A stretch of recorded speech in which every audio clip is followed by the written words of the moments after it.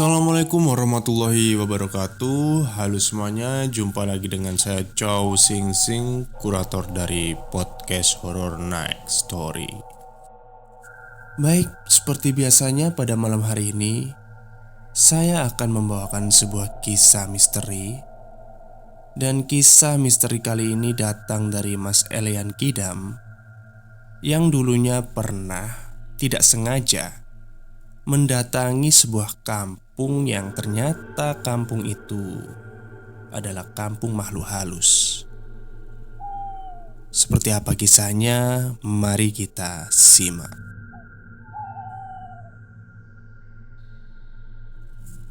Ganjar merupakan temanku sejak aku duduk di bangku kuliah semester awal. Dahulu kami kenal saat masih sama-sama ospek di kampus di salah satu universitas di kota Bandung. Suatu ketika di tahun 2014, ia mengajakku main ke rumahnya di daerah Karawang. Katanya sih rumahnya bukan di kotanya, melainkan agak pelosok sedikit. Tapi bagiku nggak masalah, selama ia dan keluarganya tidak keberatan jika aku bermain dan menginap beberapa hari untuk mengisi liburanku yang cukup panjang. Awalnya aku berniat membawa motorku, tapi kemudian ia menawariku untuk ikut saja menggunakan motor metiknya. Jujur saja, sebenarnya aku agak sedikit ragu jika harus menggunakan motor metiknya. Aku hafal betul motor itu. Sering kali mati mendadak, dan kadang dia mati total karena memang kondisinya sudah kurang bagus, apalagi untuk perjalanan jauh. Tapi berhubung dia memaksa dengan alasan biar lebih enak, hemat waktu dan gak terpisah saat perjalanan, akhirnya aku mengiyakan. Ditambah ia meyakinkanku bahwa motornya sudah diservis. Singkat cerita, hari itu aku masih ingat. Hari Kamis. Aku menitipkan motorku di kosan. Lalu kami berangkat dari kosan di daerah Jalan Pahlawan itu sekitar habis maghrib, jam setengah 7 malam. Rencana awal ruteku adalah dari Jalan Pahlawan ke arah Gunung Batu. Lalu kami melewati Cimindi sampai pada Larang dan lanjut via Cikalong sampai nanti Purwakarta dan Karawang. Ganjar mulai memacu motornya, dan sepanjang jalan kami mengobrol sambil aku makan cemilan yang kubawa. Hari itu jalanan macet sekali, tidak seperti biasanya.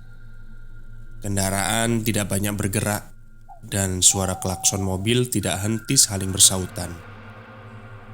Kami pun memutuskan memotong jalan untuk menghemat waktu, karena perkiraan kami seharusnya jam 10 malam nanti sudah sampai di Karawang. Jalan-jalan yang kami masuki pemukiman padat warga. Kami lewati sampai akhirnya setelah melalui jalan yang berkelok-kelok, kami sampai di daerah Cimahi. Di sana, aku mulai melihat Ganjar seringkali menggigil dan menggeleng-gelengkan kepalanya. Sepertinya dia kurang sehat. Ditambah beberapa kali ia hampir menabrak pengendara lain. Aku pun segera menawari ganti posisi. "Biar gue yang bawa aja, Bray. Lu bonceng sambil makan roti di tas gue nih." Namun Ganjar menolak. Ia cuma bilang, "Nanti kita istirahat dulu saja di tukang makanan pinggir jalan." Ia meyakinkan kalau ini cuma masuk angin. Ya, akhirnya di dekat stasiun Padalarang, kami menyimpang dulu ke tukang pecel lele. Aku memesan satu porsi pecel lele dengan nasi, tahu, dan kol goreng. Sedangkan Ginanjar hanya satu porsi ayam dengan nasi aja.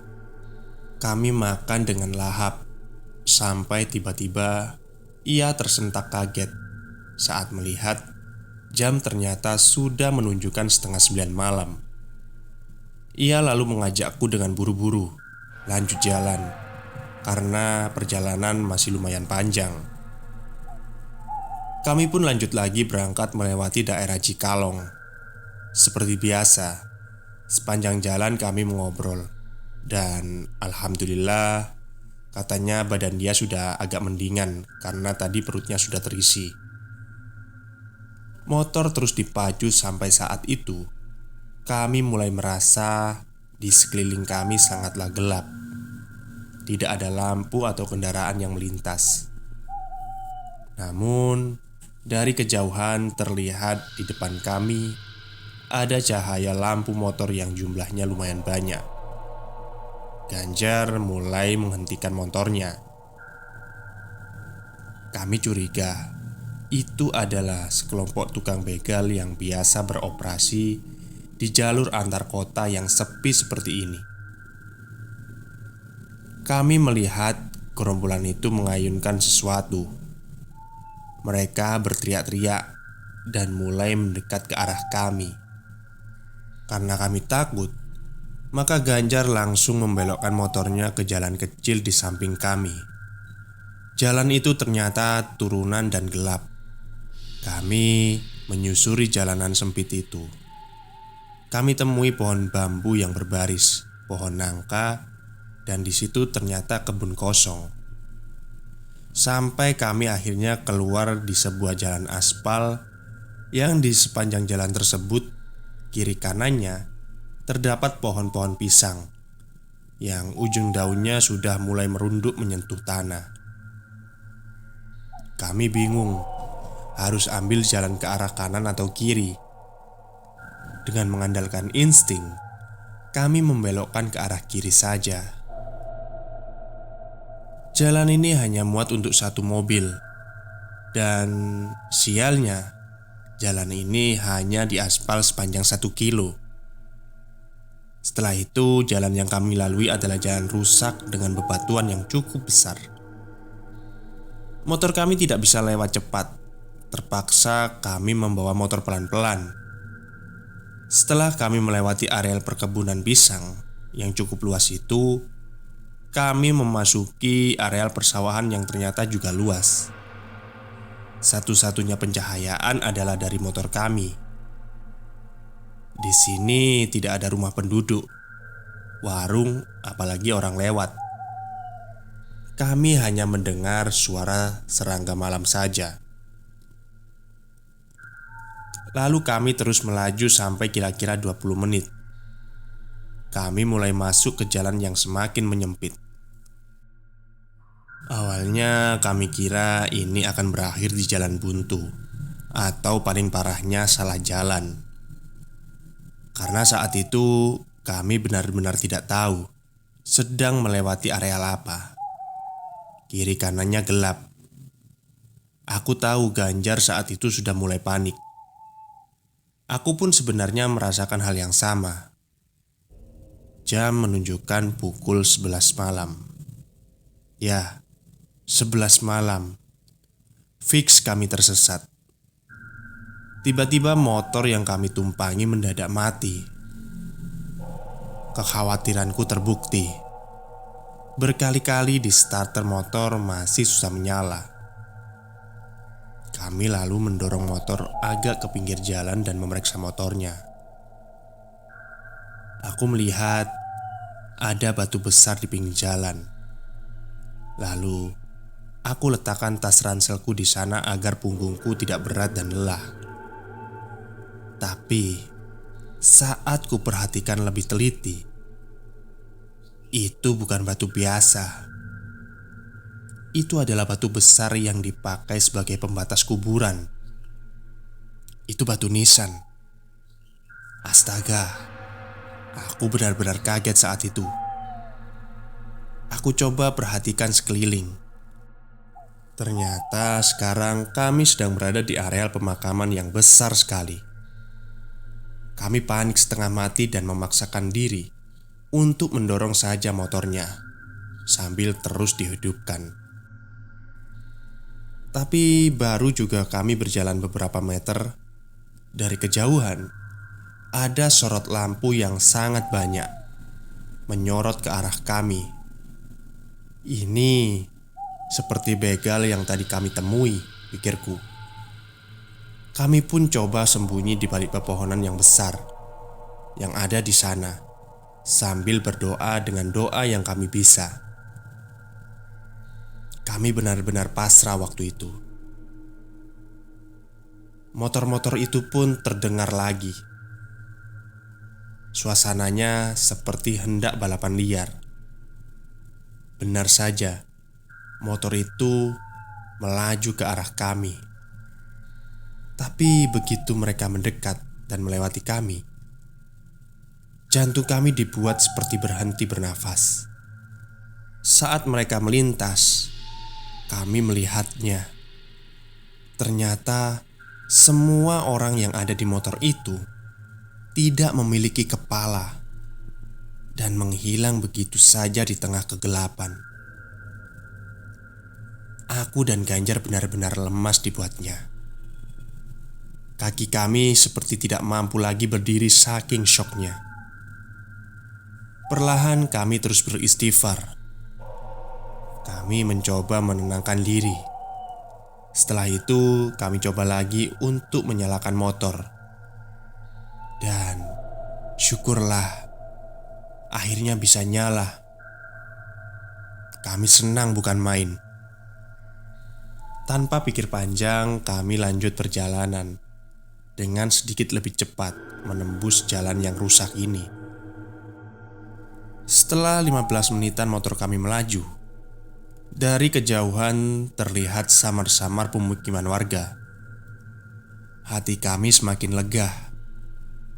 Setelah sampai di sana ternyata benar, itu adalah sebuah desa. Banyak sekali rumah berjajar di sana. Tapi sayang, rumah mereka hanya diterangi lampu 5 watt. Dan menurutku sih itu remang-remang. Di sana terlihat ramai sekali, seperti ada acara. Kami melihat ada seorang kakek-kakek bertelanjang dada membawa cangkul sedang berjalan. Spontan kami berhenti dan bertanya, "Pak, mau tanya, ini desa apa ya?" Bapak itu diam sebentar lalu menoleh ke arah kami sambil tersenyum dan menjawab dengan suara berat, "Kedasi." Kami bingung karena baru mendengar nama desa itu. Kami juga sedikit kurang nyaman ketika melihat ekspresi wajahnya yang nampak aneh. Sorot matanya tajam, sambil bibirnya senyum tapi menakutkan. Setelah pamit kepada bapak tua tadi, kami melanjutkan perjalanan lagi. Dan di sepanjang jalan, kami melihat banyak sekali orang berdiri berjajar di depan rumah. Mereka memakai pakaian yang menurut kami agak aneh.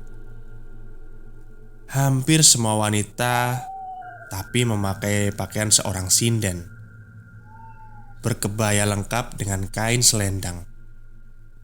Mereka menari-nari diiringi suara gamelan. Perasaan kami benar-benar campur aduk saat itu. Ada rasa takut, ngeri, terpesona, dan merinding. Ya, semuanya jadi satu lah. Ekspresi wajah penduduk desa itu dingin. Tatapannya kosong. Kami perhatikan di sekeliling banyak sekali orang di desa ini. Tetapi tidak ada satupun yang memandang atau menyapa kami. Sampai tiba-tiba motor kami mendadak mati kembali. Jujur saat itu aku sudah sangat kesal. Kami melihat ada sebuah gubuk kecil di dekat sana. Akhirnya segera kami pinggirkan motor dan mencoba memeriksanya kembali. Saat kami sedang mengecek, tiba-tiba kami terkaget. ketika melihat ada seseorang yang sudah berdiri di belakang kami. Kami menoleh, dan di sana ada seorang wanita berdiri. Wanita itu berkata dengan suara datar dan dingin, "Adik sedang apa di sini?"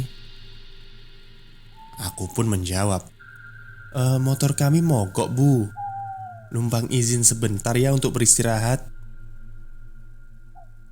Wanita itu kemudian membalikkan badan, lalu berjalan masuk ke gang kecil di samping gubuk itu. Terlihat di punggungnya tertancap benda seperti batang bambu. Ada darah yang membasahi punggung bajunya. Tapi baru beberapa langkah dia berjalan, dia sudah tidak terlihat lagi. Kami yang melihat itu sempat kucek-kucek mata. Cepat-cepat coba kami hidupkan lagi motor, dan akhirnya motor nyala kembali. Kami segera berlalu meninggalkan desa itu, karena desa itu terlihat aneh, dan suara gemelan terdengar semakin ramai. Saat kami melihat ke belakang, ternyata tidak ada lagi pemukiman penduduk. Yang ada sekarang hanya ada pohon-pohon besar dan ilalang-ilalang yang tinggi di kiri kanan kami. Mata kami terfokus dengan dua pohon besar di depan kami yang berjarak kurang lebih 200 meter. Ada putih-putih di atas pohonnya. Awalnya kami pikir itu layangan nyangkut. Begitu kami mendekat lagi, refleks kami terkejut saat yang kami lihat adalah dua sosok kuntilanak tengah duduk di antara ranting pohon-pohon di sana. Tertawanya benar-benar menyeramkan, membuat sekujur tubuhku merinding. Ganjar menjalankan motornya dengan sangat cepat. Hanya satu yang ada di pikiran kami: secepat mungkin harus menemukan jalan besar. Jalan yang berbelok-belok, penuh batu-batu dan kadang naik turun, membuat kami benar-benar kesulitan. Hampir kami terjatuh karena jalannya yang rusak. Sampai tiba-tiba di persimpangan jalan, motor kami menabrak sesuatu hingga membuat kami terpental dari motor. Saat kami lihat, ternyata kami bertabrakan dengan seorang bapak-bapak yang sedang mengangkut kayu bakar. Bapak itu kemudian bertanya, "Mau kemana tengah malam begini?" Kami pun menjelaskan jika kami sedang tersesat. Bapak itu kemudian mengajak kami mampir ke rumahnya yang tidak jauh dari tempat kami bertabrakan. Di rumahnya kami disuguhi minuman hangat yang rasanya agak pahit, seperti teh tapi lebih pekat warnanya. Kami pun menceritakan semua kejadian yang kami alami. Namun, bapak itu menjelaskan bahwa semua yang kami katakan sebenarnya tidak ada. Desa Kedasi itu tidak ada.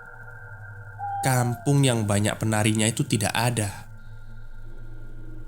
Akhirnya bapak tadi yang aku temui menyuruh kami beristirahat saja dulu,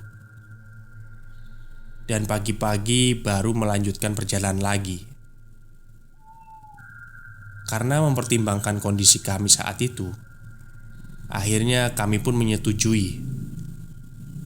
Kemudian aku dan Ginanjar merebahkan diri untuk menghilangkan lelah dan beristirahat, agar pagi hari kami segar kembali untuk melanjutkan perjalanan.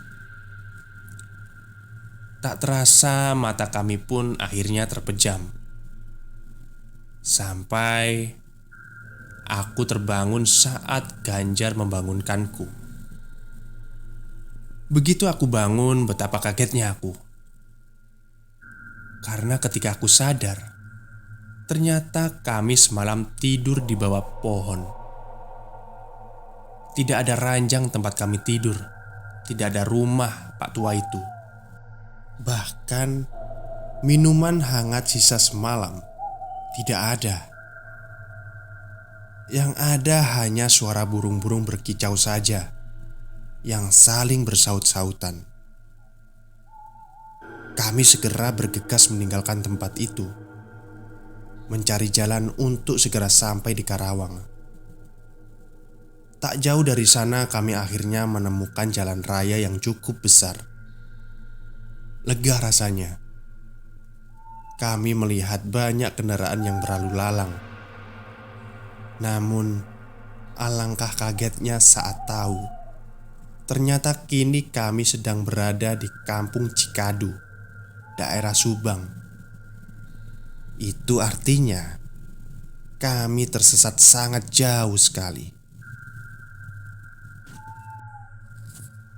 Baik, terima kasih kepada Mas Eki yang sudah menyumbangkan pengalaman mistisnya kepada podcast Horror Next Story.